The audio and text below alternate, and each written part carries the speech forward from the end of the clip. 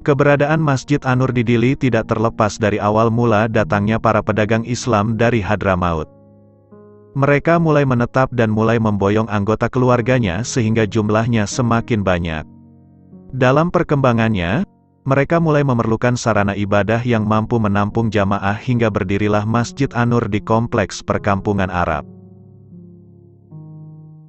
Masjid An-Nur didirikan pada tahun 1955. Atas inisiatif Imam Haji Hasan bin Abdullah Balatif, Kepala Kampung Alor dan masyarakat Muslim Dili. Pendirian ini direstui oleh Kepala Suku Arab saat itu, Hamud bin Awad Al-Katiri. Pada awal pembangunannya, masjid itu sangat sederhana dan menempel pada bilik toko milik mereka. Ketika itu, yang menjadi imam masjid itu dipilih dari kalangan mereka yang dianggap mampu oleh mereka dan dia merangkap sebagai kepala suku Arab yang menetap di kampung Alor Dili. Pada tahun 1974 dan 1975 saat-saat menjelang integrasi, kampung Alor merupakan basis perjuangan integrasi.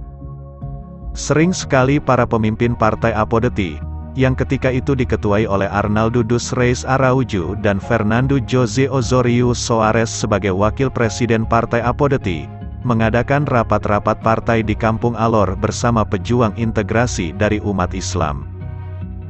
Dari Kampung Alor, inilah munculnya gerakan yang menuntut integrasi, yang kemudian melahirkan Sukarelawan Indonesia.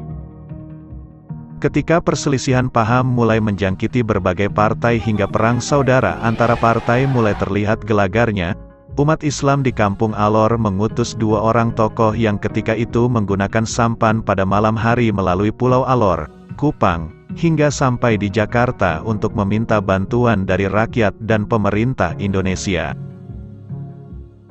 Tokoh-tokoh yang diutus itu adalah Haji Salim bin Said Al-Katiri, Hedung bin Abdullah dan Sya'ban Joakim. Tepat pada tanggal 7 Desember tahun 1975, menjelang fajar datanglah bantuan dari rakyat Indonesia. Saat itu, Sukarelawan Indonesia dipusatkan di Kampung Alor Dili. Umat Islam Dili yang berpusat di Kampung Alor di lingkungan Masjid An-Nur menyambut kedatangan mereka dengan pekikan. Wagulya al-hagu wa sezahagal ba'atin sunai ba'atila kana zahunga. Artinya, katakanlah, yang benar telah datang dan yang batil telah lenyap, sesungguhnya yang bani itu adalah sesuatu yang pasti lenyap. Ketika itu, rakyat Timur-Timur dan umat Islam Dili yang mayoritas berasal dari Partai Apodeti memenuhi jalan untuk menyambut kedatangan tamunya dengan mengibar-ngibarkan bendera merah putih. Di Kampung Alor, inilah merah putih pertama kali berkibar untuk wilayah Timur-Timur. Tampaknya tiang bendera pertama terpancang di pantai Kampung Alor. Bendera merah putih yang digunakan untuk menyambut Sukarelawan Indonesia itu dijahit oleh ibu-ibu muslimah. Ketika itu, karena khawatir yang datang itu bukan bantuan dari Indonesia, ibu-ibu banyak yang menyembunyikan bendera merah putih di pinggangnya dengan cara diilitkan ke tubuhnya sehingga mereka terlihat seperti wanita hamil. Ketika yakin bahwa yang datang itu bantuan dari Indonesia, bendera-bendera itu dikeluarkan dan langsung dibagikan kepada seluruh anggota Partai Apodeti. Bantuan dari Indonesia kembali memulihkan ketenangan masyarakat Muslim di Dili sehingga rencana pembangunan Masjid An-Nur terlaksanakan pada tahun 1976. Masjid kecil itu diperbesar dan ditambah kubah. Mereka bekerja sama dengan anggota ABRI dari Batalion 501 Brawijaya.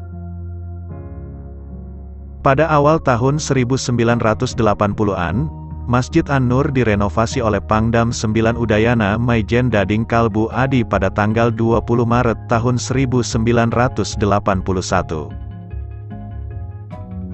Ketika Timur-Timur merdeka dari Indonesia, umat Muslim, khususnya yang berasal dari Indonesia, sempat mengalami pengalaman tidak mengenakan terkait dengan status kewarganegaraan mereka.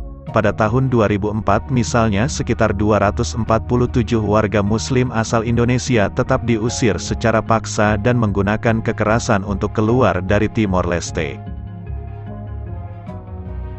Setelah pengusiran tersebut, Kini kehidupan umat Islam di Timor Leste tampaknya mulai normal kembali.